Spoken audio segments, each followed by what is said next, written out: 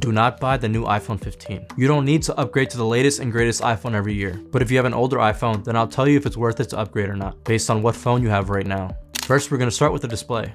All iPhone 15 models now have the same display resolution and brightness, meaning that the iPhone 15 now has the same display as the iPhone 15 Pro. Same goes with the 15 Plus and 15 Pro Max. They also all have the dynamic island now. It's nice to have, but that shouldn't be the reason why you get a new iPhone. Again, what really matters is the resolution and the brightness. We'll start with the resolution. As you can see, all the iPhones going back to the iPhone 12 have very similar resolutions. Based on resolution alone, you should consider upgrading to one of the iPhone 15s if you have the iPhone 11, the iPhone XR, the iPhone 8, or any iPhone SE. You will notice a difference going from those iPhones to the new iPhones. Along with resolution, you should also factor in the brightness. I personally hate when it's hard to see my phone when it's bright outside. The iPhone 14 Pro and any iPhone 15 now have the brightest displays. You should consider upgrading if you have a regular iPhone 14 and any iPhone before that. Only if you have an issue with how dark your iPhone is. You will definitely appreciate the brightness if you have an iPhone 11, an iPhone XR, an iPhone 8, or any iPhone SE. It's such a major difference.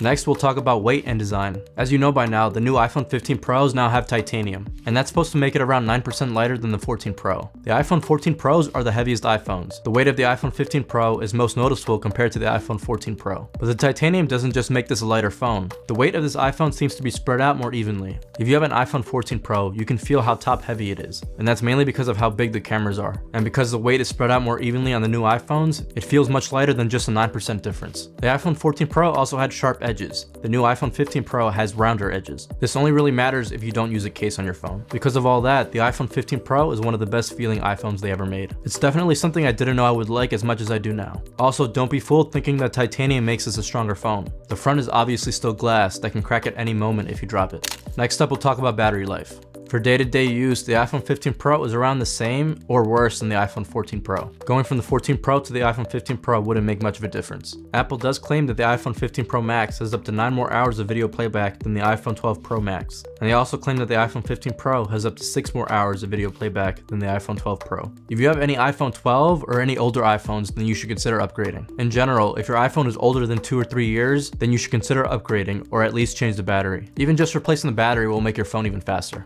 Now we'll move on to cameras. If you want an iPhone with great cameras, then you should be looking at the Pros. It just gives you more options having one extra lens here. You won't see much of a difference going from the iPhone 14 Pro to the 15 Pro. But if you want the new 5x zoom, then you have to go with the iPhone 15 Pro Max. Both the iPhone 14 Pro and 15 Pro have Pro RAW for photos and ProRes for videos. If you actually know what that means, then you know which ones to go for. The iPhone 15 Pro now has Apple Log, which is one of the reasons why I got it. In terms of just taking day-to-day photos, you should consider upgrading if you have any iPhone 13 or any older iPhones. That's the only way you'll see a difference. And these cameras are getting better every year, so it's definitely a nice jump if you upgrade every 2 to 3 years. And now we'll talk about USB-C. For me, having USB-C basically means I can carry one less cable with me. That might not be a big deal for most of you, but if that's something that you like, then you should upgrade to the iPhone 15s. The iPhone 15 Pros do come with faster USB-C speeds though. That doesn't mean it charges faster. It just means you can transfer photo or video files even faster. And if you are going to shoot ProRes videos, those are big files, so it's nice to have the faster speeds. Stick with the regular iPhone 15 if you don't care about any of that but still want USB-C. If you guys can leave a like, it definitely helps the channel out. Be sure to check out some of my other iPhone videos.